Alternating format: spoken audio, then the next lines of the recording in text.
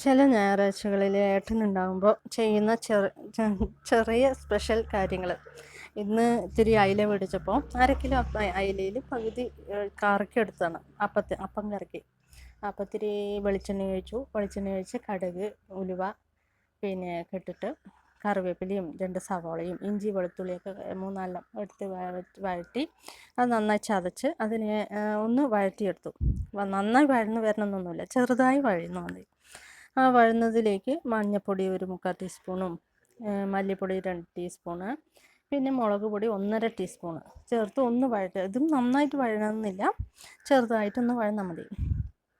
വഴന്ന് വന്നതിന് ശേഷം നമുക്ക് എന്താ പറയുക, 2 കുടംപുളി ഉണ്ടായിരുന്നു. 2 കുടംപുളി മതി ഇതിന്. ഈ കറിക്ക് 3-4 എണ്ണത്തിന് അത്ര മതി. 2 എണ്ണം നന്നായി വേവിച്ച് അതിൽ ഈ കറുപ്പിൻ്റെ അതിൻ്റെ അംശമൊക്കെ മാറ്റിയിട്ട് ഈ 2 എണ്ണത്തിന് മാത്രം, ഈ കുടംപുളി മാത്രം ചേർക്കണം. അതിൻ്റെ ഇടയിൽ ഞാൻ ഈ 2 തക്കാളി നന്നായിട്ട് കൈ കൊണ്ട് ഉടച്ചിട്ടുണ്ടായിരുന്നു, അതിന് ചേർത്തു. അതിൻ്റെ കൂടെ തന്നെയാണ് ഈ കുടംപുളിയും ചേർക്കുന്നത്. എന്നിട്ട് ഇത് ഇതിലേക്ക് ആവശ്യമായിട്ടുള്ള വെള്ളം ചേർത്ത് ഇതിനെ നന്നായിട്ടൊന്ന് തിളപ്പിക്കുക. അപ്പോൾ ഇങ്ങനെ വയ്ക്കുമ്പോൾ നമുക്ക് നമ്മുടെ നാടൻ കറി ഉണ്ടല്ലോ, നാടൻ കറിയുടെ രുചിയാണ് കിട്ടുക.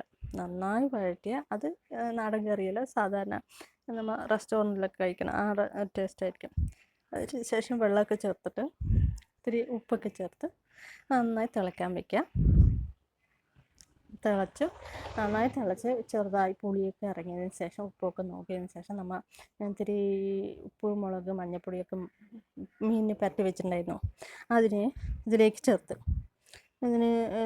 ഇതിൽ ചേർത്തു. ഇനി ഒരു കുറച്ച് നേരം ഇതിൽ വെച്ചാൽ മതി. അത് വെച്ചാൽ അതിപ്പോൾ ഈ മീൻ കറിയായി, രാവിലേക്കുള്ള ഇത് മീൻ കറിയായി.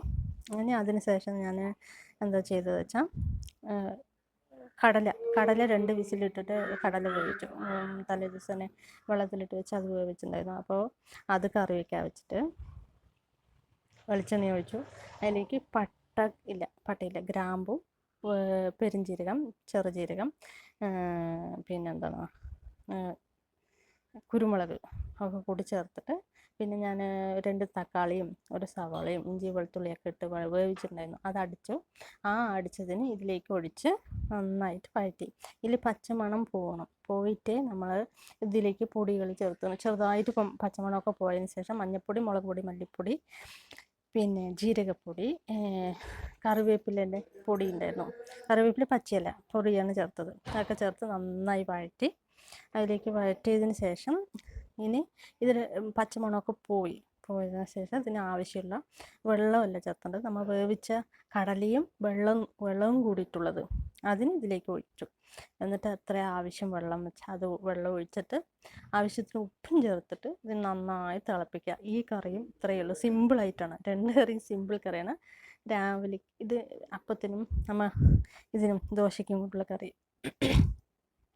അപ്പോൾ ഇത് മീൻ എണ്ണ തെളിഞ്ഞു, ഈ കടലക്കറിയും എണ്ണ തെളിഞ്ഞു. ഇനി അപ്പത്തിന് ഒഴിച്ച് 2 അപ്പം ചുട്ടെടുത്തു. അപ്പോൾ രാവിലത്തെ സിമ്പിളായിട്ടുള്ളത് ഞായറാഴ്ച സ്പെഷ്യൽ ഇതൊക്കെയായിരുന്നു വിശേഷങ്ങൾ. അപ്പം ചുട്ടെടുത്തു. അപ്പോൾ 2 കറിയായി. പിന്നെ ഇന്നലത്തെ കുറച്ച് കുറുമ കറി ഉണ്ടായിരുന്നു, ചപ്പാത്തിക്ക് വെച്ചിട്ടുണ്ടായിരുന്നു. അപ്പോൾ അതിൻ്റെ ഒരു കുറച്ചേ ഉണ്ടായിരുന്നുള്ളൂ. അപ്പോൾ രാവിലെ ഇതൊക്കെയാണ് ഞായറാഴ്ച സ്പെഷ്യൽ. എപ്പോഴില്ല, എപ്പോഴെങ്കിലൊക്കെ ഇത് സ്പെഷ്യൽ ഉണ്ടാവും ഇങ്ങനെ.